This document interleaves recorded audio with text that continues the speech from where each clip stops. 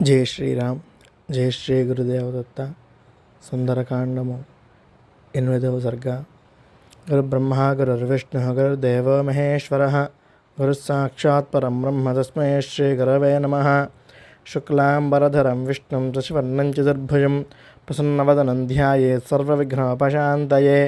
అగజానన పద్మార్కం గజాననమహర్నిశం అనేకదం తం భక్తానాం ఏకదం తముపాస్మహే. వక్రతుण्डमहाकाय कोटिसूर्यसमप्रभा निर्विघ्नं कुरु मे देव सर्वकार्येषु सर्वदा. गजाननं भूतगणाधिसेवितं कपित्थजम्बोफलसारभक्षणं उमासुतं शोकविनाशकारिं नमामि विघ्नेश्वरपादपङ्कजं.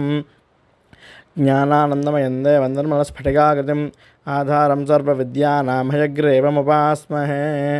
श्रीराम राम रामेति रमे रामे मनोरमे సహస్రనామ తత్తుల్యం రామనామవరాననే.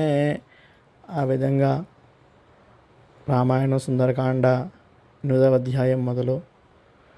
ఆ విధముగా హనుమంతుడు సీతాదేవి కోసం వెతుకుతూ ఉండగా హనుమంతుడు పట్టిన పట్టు వదలకుండా వెతుకుతూ ఒక పక్క ఆ పుష్పక విమానంలోని వింతలు విశేషాలు చూస్తూనే విమానం అంతా క్షుణ్ణంగా వెతుకుతున్నాడట. ఆ విమానంలో అన్ని వస్తువులు నిర్మాణములు వేటికవే సాటిగా ఉన్నాయట. విశేషం కానిది ఏదీ లేదుట అక్కడ. అన్నీ అంత గొప్పగా ఉన్నాయట. ఆ విమానంలో మరొక విశేషం ఏమిటి అంటే, విమానంలో కూర్చున్న వాళ్ళు ఎటు వెళ్ళాలి అని మనసులో అనుకుంటే ఆ విమానం అటువైపుగా ఆ ప్రదేశానికి వెడుతుందిట. ఆ విమానం యొక్క నిర్మాణం అత్యంత విశిష్టముగా ఉందిట. ఆ విమానము ఒక భవనము ఆకారంలో పెద్ద పెద్ద శిఖరములతో నిర్మించబడి ఉందిట.